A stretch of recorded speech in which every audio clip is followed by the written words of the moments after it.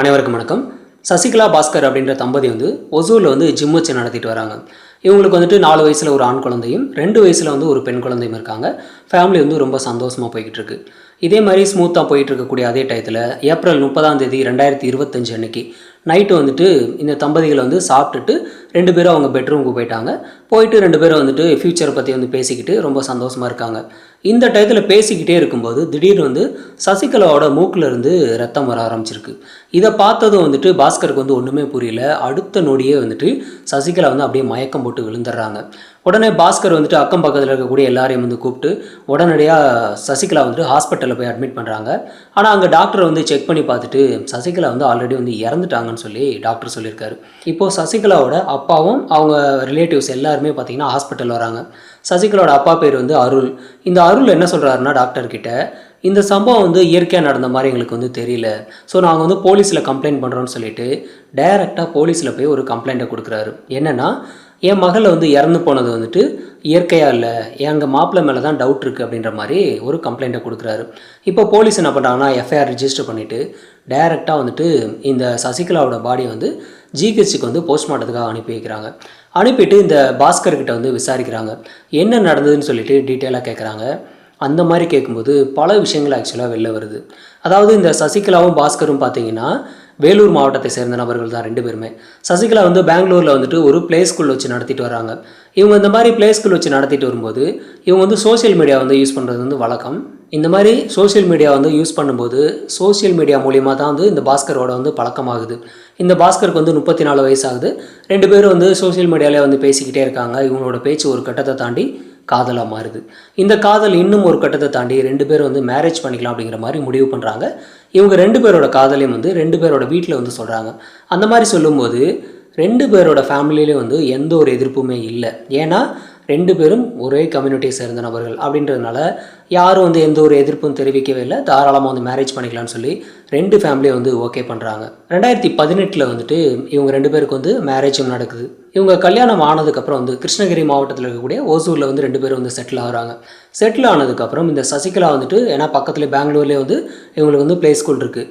இப்போ சசிகலாவுக்கு ஒரு ஐடியா தோணுது. என்னென்னா, இந்த பாஸ்கர் ஆல்ரெடி ஒரு பாடி பில்டர். ஸோ நம்ம ஒரு ஜிம் வச்சு நடத்தினா நமக்கு வருமானம் வரும் அப்படின்றதுக்காக ஓசூர்லேயே ஒரு ஜிம் ஓப்பன் பண்ணுறாங்க. ஓப்பன் பண்ணிவிட்டு தன்னோட கணவர் பாஸ்கர் அதை பார்த்துக்கிறாரு. திரும்ப என்ன பண்ணுறாங்கன்னா, சில வருடங்கள்லேயே திரும்ப மறுபடியும் ஒரு 2 ஜிம் ஓப்பன் பண்ணுறாங்க. அதாவது மென்ஸுக்கு மட்டுமே ஓப்பன் பண்ணுறாங்க. மொத்தம் 3 ஜிம் ஓப்பன் பண்ணி ரொம்ப நல்லபடியாக போய்கிட்டு இருக்கு. அடுத்த கட்டமாக என்ன பண்ணுறாங்கன்னா, மென்ஸுக்கு எல்லா பக்கமும் ஜிம் இருக்குது. விமன்ஸுக்குன்னு பார்த்தீங்கன்னா தனியாக எங்கேயுமே ஜிம் இல்லை அப்படின்றதுனால சில பெண்கள் ஜிம்முக்கு வர்றதே அவாய்ட் பண்ணுறாங்க. ஏன்னா ஜென்ஸ் இருக்கக்கூடிய இடத்துல ஒரு சில லேடிஸ் பார்த்தீங்கன்னா ஒர்க் அவுட் பண்ணுறதுக்கே ரொம்ப சங்கடப்படுவாங்கன்றதுனால ஒரு உமன்ஸ் ஜிம்மை பிரம்மாண்டமான முறையில் ஓப்பன் பண்ணுறாங்க. ஸோ ஓப்பன் பண்ணதுக்கப்புறம் வரவேற்பெல்லாம் பயங்கரமாக இருக்குது. இந்த சசிகலாவுக்கு நிறைய பாராட்டுகள்லாம் வருது. ஏன்னா லேடிஸுக்குன்னு தனியாக ஒரு ஜிம் ஓப்பன் பண்ணதுனால. இந்த ஜிம்மை யார் பார்த்துக்கிறா அப்படின்னாக்கா இந்த சசிகலாவை பார்த்துக்கிறாங்க. ஸோ இந்த பேலன்ஸ் 3 ஜிம்மும் பார்த்தீங்கன்னா மென்ஸுக்கு ஹஸ்பண்ட் பார்த்துக்கிறாரு. இந்த விமன்ஸ் ஜிம்மை சசிகலா பார்த்துக்கிறாங்க. இந்த மாதிரி பார்த்துக்கிட்டு ஃபேமிலி ரொம்ப சந்தோஷமாக போயிட்டு இருக்கக்கூடிய அதே சூழலில் திடீர்னு என்ன நடக்குது அப்படின்னாக்கா 2 பேரும் ஏப்ரல் 30ஆம் தேதி நைட்டு சாப்பிட்றாங்க. சாப்பிட்டுட்டு தூங்க போகும்போது பார்த்தீங்கன்னா 2 பேரும் தூங்க போகிறதுக்கு முன்னாடி பேசிக்கிட்டு இருக்காங்க. அந்த மாதிரி பேசும்போது அவங்களோட மூக்கிலேருந்து ரத்தம் வந்திருக்குதா, சசிகலோட மூக்கிலேருந்து. இந்த ரத்தம் வந்ததை பார்த்த இவருக்கு என்ன பண்ணுறதுனே ஒன்றும் புரியல. அடுத்த நொடியே சசிகலா மயக்கம் போட்டு விழுறாங்க. ஸோ இதை பக்கத்தில் இருக்கக்கூடிய எல்லாருக்கிட்டையும் சொன்னதுக்கப்புறம் ஒட்டுமொத்த மக்களும் சேர்ந்து ஹாஸ்பிட்டலுக்கு தூக்கிட்டு போகிறாங்க. அங்கே போயிட்டு டாக்டர் செக் பண்ணும்போது இறந்து போயிட்டாங்க. ஸோ இதைத்தான் பாஸ்கர் போலீஸ்கிட்ட சொல்லியிருக்காரு. ஆனால் போலீஸுக்கு கொஞ்சம் கூட இது நம்புற மாதிரி இல்லைன்னு சொல்லியிருக்காங்க. ஸோ உண்மையிலே என்ன நடந்ததுன்னு சொல்லுங்கன்னு சொல்லி கேட்குறாங்க. ஏன் போலீஸ் இது உண்மை இல்லை அப்படிங்கிற மாதிரி சொல்லியிருக்காங்கன்னா, அந்த இறந்து போன இந்த சசிகலாவோட கழுத்தில் ஒரு மார்க் இருக்குது. அதாவது கழுத்து நெரிச்ச மாதிரி கிளியராக தெரியுது. ஸோ நடந்தது ஏதோ ஒரு சம்பவம் நடந்திருக்கு, அது என்னன்னு கிளியராக சொல்லுன்னு சொல்லி கேட்டிருக்காங்க. இப்போ அந்த பாஸ்கர் மறுபடியும் ஒரு விஷயம் சொல்கிறாரு. அதாவது நானும் என்னோடய ஒய்ஃபும் பார்த்தீங்கன்னா ஏப்ரல் 30ஆம் தேதி நைட்டு சரக்கு அடிச்சிட்டு இருந்தோம். சரக்கு அடித்ததுக்கப்புறம் என்ன பண்ணோன்னாக்கா என் ஒய்ஃப் இயற்கைக்கு மாறான முறையில் நம்ம செக்ஸ் வச்சுக்கணும்னு சொல்லிட்டு அவள் கேட்டா. ஸோ அதனால் நாங்கள் 2 பேரும் இயற்கைக்கு மாறான முறையில் ரொம்ப நேரம் இது மாதிரி உறவு வச்சுக்கிட்டோம். ஸோ அந்த மாதிரி உறவு வச்சுக்கும்போது தான் இந்த சசிகலாவோட மூக்கில் ரத்தம் வந்தது. ஸோ அந்த மாதிரி வரவும் ஹாஸ்பிட்டல் தூக்கிட்டு வந்தோம், இறந்து போயிட்டாங்கன்னு சொல்லிட்டு போலீஸ்கிட்ட சொல்லியிருக்காங்க. இப்போ போலீஸ் வந்துட்டு இது என்ன வித்தியாசமான கேஸாக இருக்குன்னு சொல்லிட்டு இதை வந்துட்டு நம்புற மாதிரியும் இல்லை, நம்பாமல் இருக்கவும் முடியலன்னு சொல்லிட்டு இருந்திருக்காங்க. ஸோ இந்த டயத்தில் பிஎம் ரிப்போர்ட் வருது, போஸ்ட்மார்ட்டம் பண்ண ரிப்போர்ட் வருது. அந்த ரிப்போர்ட்டில் என்ன வந்திருக்குனாக்க, இந்த சசிகலா வந்து இறந்தது வந்து குரல் வலை வந்து நெரிச்சதுனால தான் வந்து இறந்து போயிருக்காங்கன்னு சொல்லி ரிப்போர்ட்டில் வருது. ஸோ இறந்தது வந்துட்டு இயற்கைக்கு மாறான முறையில் உறவு வச்சுக்கிட்டதுனால கிடையாது, குரல் வலையை நெரிச்சதுனாலன்னு சொல்லி கிளியராக வந்துருச்சு. ஸோ இந்த பாஸ்கர் தான் வந்து இந்த பொண்ணு வந்து தீர்த்து கட்டியிருக்காருன்னு சொல்லி கிளியராக தெரிஞ்சிருச்சு. என்ன நடந்திருக்கு அப்படின்னாக்க, அதாவது 2018 வந்துட்டு இவங்களுக்கு வந்து மேரேஜ் ஆகுது, பாஸ்கருக்கும் சசிகலாவுக்கும். மேரேஜ் ஆனதுக்கப்புறம் இது மாதிரி மொத்தம் 4 ஜிம் வைக்கிறாங்க. அதில் 3 ஜிம் வந்து மென்ஸுக்கான ஜிம் இருந்திருக்கு, அதை வந்து பாஸ்கர் பார்த்துக்கிறாரு. இந்த பேலன்ஸ் இருக்கக்கூடிய இந்த விமன்ஸ் ஜிம்மை வந்து இந்த சசிகலா வந்து பார்த்துட்டு வராங்க. இதில் இந்த பாஸ்கர் பார்த்துக்கக்கூடிய ஒரு ஜிம்மில் வந்துட்டு ஒரு லேடி வந்து ஜாயின் பண்ணுறாங்க. அதாவது ஒர்க் அவுட் பண்ணுறதுக்காக வந்து வர்றாங்க. வந்த நபர்கள் வந்துட்டு பார்த்ததும் வந்து இந்த பாஸ்கரை வந்து அந்த பொண்ணுக்கு பிடிச்சி போயிடுது. அதே சமயத்தில் இந்த பாஸ்கருக்கும் வந்து அந்த பொண்ணை வந்து பிடிச்சி போயிடுது. ஸோ 2 பேரும் வந்துட்டு ஜிம்லேயே வந்துட்டு ரொம்ப சகஜமாக வந்து நல்லா பேசிக்கிட்டு இருக்காங்க. அதுக்கப்புறம் வந்து மொபைல் நம்பரை வந்துட்டு எக்ஸ்சேஞ்ச் பண்ணிவிட்டு 2 பேரும் அடிக்கடி மொபைலில் வந்து பேசிகிட்டு இருக்கிறது, வாட்ஸ்அப்பில் சேட் பண்ணுறதுன்னு சொல்லி இந்த மாதிரி வந்து பேசிக்கிட்டே இருக்காங்க. இவங்களோட காதல், அதாவது கள்ளக்காதல் வந்து இன்னும் ஒரு கட்டத்தை தாண்டி என்ன ஆகுதுனாக்க, ஜிம்மில் வந்து யாருமே இல்லை அப்படின்னாக்க 2 பேரும் ஜிம்லேயே வந்து ஒன்றா உல்லாசமாக இருக்கிறாங்க. ஸோ ஜிம்மில் உல்லாசமாக இருக்கணும் அப்படிங்கிறதுக்காக ஒன்று இந்த பொண்ணு வந்து சீக்கிரமாக கிளம்பி வருவாங்க, இல்லை அப்படின்னாக்கா ஜிம் வந்து க்ளோஸ் பண்ணுற டயத்துக்கு வருதுன்னு சொல்லிட்டு இந்த மாதிரி வந்து ரெகுலராக வந்து ஜிம்லேயே வந்து 2 பேரும் ஒன்றா இருக்க ஆரம்பிக்கிறாங்க. ஸோ இந்த மாதிரியே போய்கிட்டு இருக்கும்போது இந்த சசிகலாவுக்கு வந்து திடீர்னு ஒரு விஷயம் தெரியுது. என்ன அப்படின்னா, ஜிம்மில் வந்து புதுசாக ஒரு லேடி வந்து ஜாயின் பண்ணியிருக்கிறது தெரியுது. ஏன்னா ஆல்ரெடி வந்து உமன்ஸுக்கு பார்த்தீங்கன்னா ஒரு ஜிம் வச்சுருக்கோம், அதையெல்லாம் தாண்டி மென்ஸ் வந்து போகக்கூடிய அந்த ஜிம்முக்கு வந்துட்டு இந்த லேடியை வந்து எதுக்கு போகணும்னு சொல்லி பாஸ்கர் கிட்ட கேட்குறாங்க. நீங்கள் ஒன்று பண்ணுங்கள், அந்த லேடியை வந்து என்னோடய ஜிம்முக்கு வந்து ஜாயின் பண்ண சொல்லுங்கள். அங்கே நம்ம வந்து மென்ஸ் வரக்கூடிய அந்த ஜிம்முக்கு வேண்டாம், லேடிங்க வந்து வரக்கூடிய எந்த ஜிம்முக்கு வந்துட்டு வர சொல்லுங்கன்னு சொல்லி பாஸ்கர் கிட்ட சொல்கிறாங்க. ஆனால் அந்த பாஸ்கர் வந்துட்டு கொஞ்சம் கூட அதை கேட்கவே இல்லை. ஏன்னா இவங்க வந்துட்டு ஜிம்மு வந்து சசிகலா இருக்கக்கூடிய அந்த ஜிம்முக்கு அனுப்பிட்டா நம்மளோட கள்ளக்காதல் என்ன ஆகுறது அப்படிங்கிறதுனால இந்த பாஸ்கர் வந்து அதை கொஞ்சம் கூட கேட்கவே இல்லை. இவர் வழக்கம் போல் தன்னோட கள்ளக்காதலை வந்து கண்டினியூ பண்ணிக்கிட்டே இருக்கார். இவங்க வந்துட்டு இந்த மாதிரி கள்ளக்காதலில் இருக்காங்க தன்னோட ஹஸ்பண்ட் அப்படிங்கிறது கொஞ்சம் சந்தேகம் இருந்துகிட்டு. ஸோ இதை வந்து கன்ஃபார்ம் பண்ணணும் அப்படிங்கிறதுனால பாஸ்கர் இல்லாத டயத்தில் வந்து இந்த சசிகலா வந்து அவரோட மொபைலை வாங்கி செக் பண்ணி பார்க்குறாங்க. அதாவது எடுத்து அந்த மாதிரி மொபைல் எடுத்து செக் பண்ணும்போது பல உண்மைகள் ஆக்சுவலாக வெளில வர ஆரம்பிக்குது.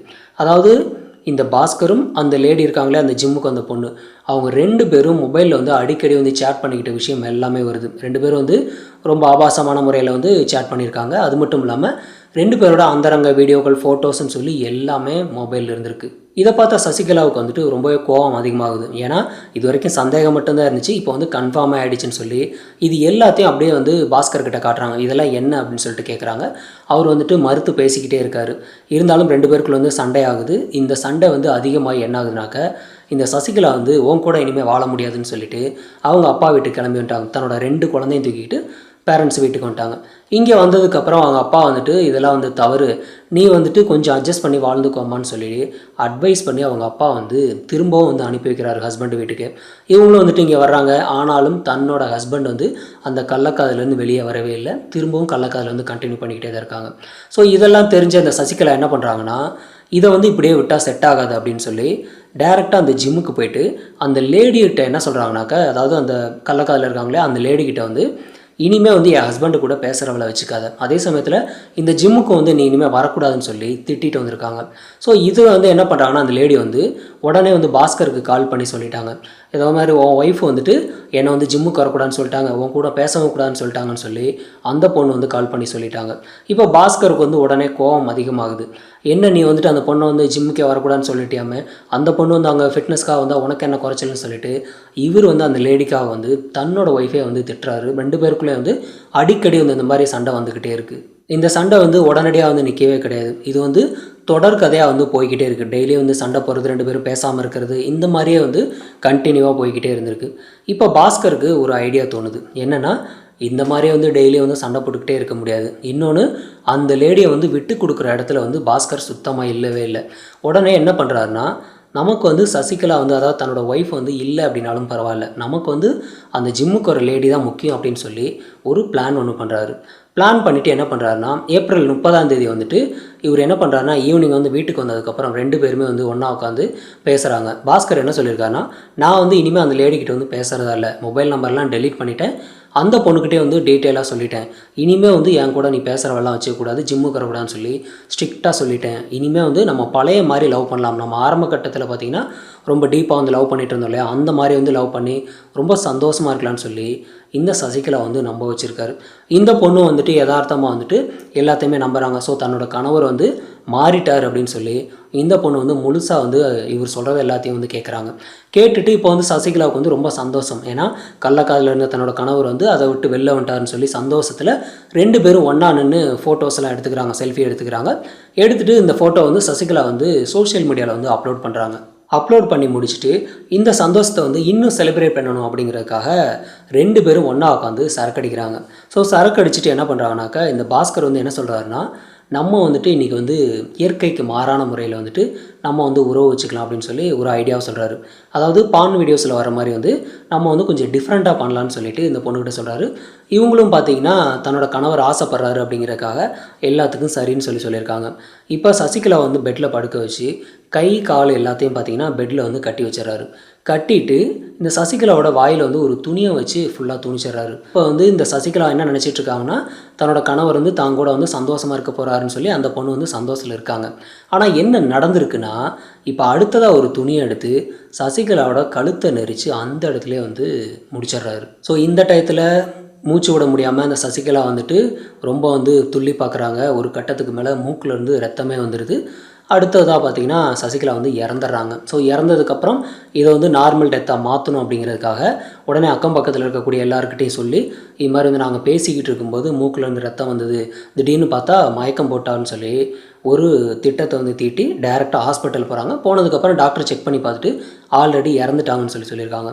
இப்போ சசிகலாவோட அப்பா அருள் வந்துட்டு இதை வந்து ஒரு சாதாரண விஷயமாக எடுத்துகிட்டு இருந்தாருன்னா கண்டிப்பாக அந்த பாஸ்கர் வந்து குற்றவாளி அப்படிங்கிறது தெரியவே தெரியாது. இப்போ இந்த இறந்து போனதில் வந்துட்டு எங்களுக்கு வந்து சந்தேகம் இருக்குன்னு சொல்லி போலீஸில் கம்ப்ளைண்ட் பண்ணதுனால மட்டும்தான் இந்த பாஸ்கர் வந்து இப்படி ஒரு திட்டத்தையே வந்து தீட்டியிருக்காரு, இப்படி வந்து தன்னோட ஒய்ஃபை வந்து தீர்த்து கட்டியிருக்கான்ற விஷயமே வந்து வெளில தெரிய ஆரம்பிச்சிருக்கு. இந்த பாஸ்கர் மேலே இருக்கக்கூடிய மிகப்பெரிய தவறு என்ன அப்படின்னாக்க, தன்னோட ஒய்ஃப் இவருக்கு பிடிக்கல அப்படின்னா டீசெண்டாக ஓப்பனாக சொல்லிவிட்டு ஒன்று எனக்கு பிடிக்கலன்னு சொல்லி அவர் டிவோர்ஸ் வாங்கிட்டு தாராளமாக வந்து வேறு ஒரு மேரேஜ் பண்ணிட்டு போயிருந்துருக்கலாம். ஆனால் அதை விட்டுட்டு ஒய்ஃப் இருக்கும்போதே ஒய்ஃபுக்கு தெரியாமல் ஏமாற்றிக்கிட்டு அங்கே வந்து வேலை பார்க்கக்கூடிய இடத்துல வந்து ஒரு பொண்ணுக்கிட்ட பழகிட்டு இருந்திருக்காரு. இப்போ சப்போஸ் அப்படியே ஆப்போசிட்டாக வச்சுக்கிட்டா, இப்போ இந்த பொண்ணு வந்து அதாவது சசிகலா வந்து ஒரு ஜிம்மில் இருந்திருக்காங்க இல்லையா, அங்கே வந்துட்டு யாராவது ஒரு மென்ஸு கூட வந்து இவங்க பழகிக்கிட்டு அவங்க இந்த மாதிரி வந்து இல்லீகல் அஃபேரில் இருந்தால் இது வந்து பாஸ்கருக்கு பிடிக்குமா? கண்டிப்பாக பிடிக்காது. கேட்குறதுக்கே கேவலமாக இருக்கும். ஸோ அப்படி இருக்கக்கூடிய சூழலில் இவர் மட்டும் இருக்கிறது எந்த விதத்தில் நியாயம்?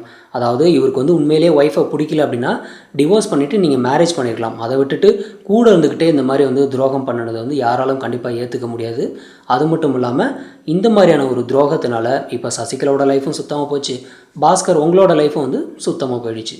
இல்லீகல் அஃபேரை பொறுத்த வரைக்கும் அது எந்த கேஸாக இருந்தாலும் இல்லீகல் ரிலேஷன்ஷிப் அப்படின்னு போயிட்டாலே அது கண்டிப்பாக ஒரு க்ரைமில் போய் தான் முடியும். அது ஏற்கனவே நிறைய டைம் சொல்லியிருக்கோம். ஒன்று மர்டரில் போய் முடியும், இன்னொன்று ஜெயிலில் போய் முடியும். உங்கள் லைஃப் கண்டிப்பாக உங்கள் கையில் இருக்கவே இருக்காது. அதனால் இல்லீகல் ரிலேஷன்ஷிப் அப்படிங்கிறது கண்டிப்பாக வச்சுக்காதீங்க. ஏன்னா இப்போ வந்து நமக்கு வந்து பேசுகிறது வந்து யாருக்கும் தெரியாது. நம்ம மொபைலில் வந்து சீக்ரெட்டாக பாஸ்வேர்டு போட்டிருக்கோம், ஃபேக் ஐடியிலேருந்து பேசுகிறோம், வேறு ஒரு மொபைல்லே வந்து யூஸ் பண்ணிகிட்ருக்கோம். இந்த மாதிரி எந்த அளவுக்கு நீங்கள் புத்திசாலித்தனமாக யோசித்து பண்ணாலும் கண்டிப்பாக அது ஒரு நாள் வெளில வரும். வெளில வந்ததுக்கப்புறம் உங்கள் லைஃப் டோட்டலாக காலியாகிடும். அதனால் இல்லீகல் அஃபேர் அப்படின்ற ஒரு கான்செப்ட்டுக்கு போயிடவே போயிடாதீங்க. இதை வந்துட்டு ஆதரிக்கிற மாதிரியான சில சட்டங்கள்லாம் இருக்குது. ஸோ அந்த மாதிரியான சட்டங்கள்லாம் பார்த்திங்கன்னா ரொம்ப ரொம்ப கேவலமான ஒரு சட்டம் தான். ஸோ இதை வந்துட்டு ப்ரொமோட் பண்ணுற விதமாக வந்துட்டு நிறையா சினிமாவாக இருக்கலாம், சீரியலாக இருக்கலாம், இதெல்லாம் வரும். ஆனால் அதையெல்லாம் பார்த்து கண்டிப்பாக கெட்டு போயிடாதீங்க. ஏன்னா உங்கள் லைஃப் இருக்காது கண்டிப்பாக. ஒருவனுக்கு ஒருத்தி அப்படின்னு கண்டிப்பாக வாழுங்க. அப்போ மட்டும்தான் உங்களோட எதிர்காலம் உங்கள் கையில் இருக்கும். ஸோ இதெல்லாம் பூமர் தனமாக இருக்குது. ஒருவனுக்கு ஒருத்தி நீ எந்த காலத்தில் இருக்குன்னு சொல்லி கேட்கலாம். ஒருவனுக்கு ஒருத்தின்னு வாழலை அப்படின்னாக்கா அந்த காலம் இல்லை, உங்களுக்கு எதிர்காலமே இல்லாமல் போய்டுங்கிறது தான் உண்மையான விஷயம். ஸோ எதிர்காலம் உங்களுக்கு இருக்கணும் அப்படின்னு நினச்சிங்கன்னா ஒருவனுக்கு ஒருத்தின்னு மட்டும் வாழுங்க. ப்ளே பாய் அப்படின்றதெல்லாம் பார்த்திங்கன்னா ரொம்ப பெருமைப்படக்கூடிய ஒரு விஷயம் கிடையாது. அது வந்து கேவலமான ஒரு கேடுகட்ட ஒரு செயல் அப்படிங்கிறத கிளியராக தெரிஞ்சுக்கோங்க. ஸோ அதனால் வந்துட்டு பல பெண்களோட பேசுகிறேன், அதே மாதிரி பொண்ணுங்க வந்துட்டு பல ஆண்களோட பேசுகிறேன் அப்படிங்கிறதுலாம் பெருமைக்குரிய விஷயமே கிடையாது. அது ரொம்ப கேடுகட்ட ஒரு செயல். அது உங்கள் லைஃப்பை டோட்டலாக காலி பண்ணிவிடும். ஃபைனலாக இந்த கேஸில் பார்த்திங்கன்னா இந்த பாஸ்கர் பண்ண செயலை பற்றின உங்களோட கருத்துக்களை கமெண்ட்டில் பதிவு பண்ணுங்கள். நன்றி.